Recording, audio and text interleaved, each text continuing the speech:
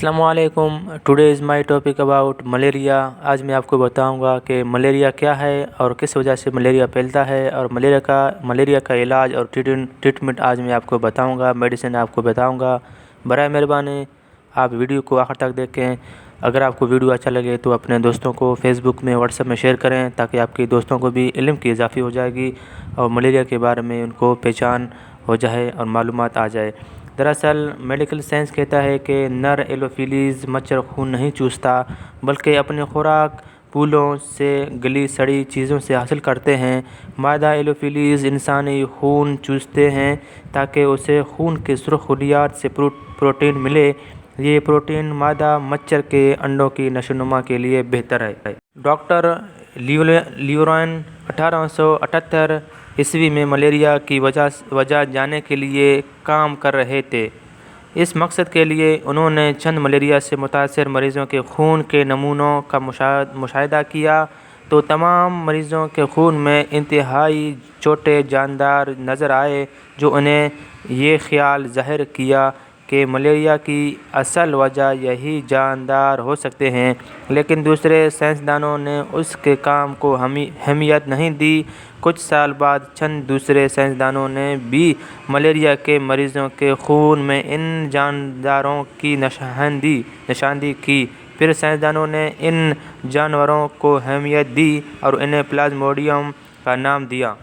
1907 ईस्वी में लियोरॉन को मलेरिया पर तहकीक करने के नतीजे में नोबेल प्राइज़ भी पेश किए। 19वीं सदी के आखिर तक मुख्तलिफ साइंसदानों ने मलेरिया के बारे में मुशाबिहात को बयानात तक ही महदूद रखा। मसलन तमाम मलेरिया के मरीज़ों के खून में प्लाज्मोडियम पाया जाता है। उन लोगों को मलेरिया ज़्यादा होता है जो गंदे पानी के तालाबों या नालों के करीब रहते हैं। तालाबों का गंदा पानी पीने से मलेरिया नहीं होता। याद रखें, जब पैरासाइट्स किसी मेज़बान के जिस्म में दाखिल होता है तो फ़ौरन बीमारी शुरू नहीं होती, बल्कि कुछ अरसे के बाद बीमारी की अलामतें ज़ाहिर होती हैं। वक्त का ये दरमियानी हिस्सा सरासती प्लाज्मोडियम एक सेल पर मुश्तमिल जानदार है जिसका ताल्लुक प्रोटोज़ोआ से है।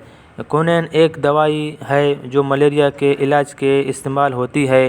पुराने वक्त में कोयना नामी दरख्त की छाल को मलेरिया के इलाज के लिए इस्तेमाल किया जाता था, लेकिन इस छाल की बहुत ज़्यादा मांग की वजह से इसकी सप्लाई को बरकरार रखना बहुत मुश्किल हो गया।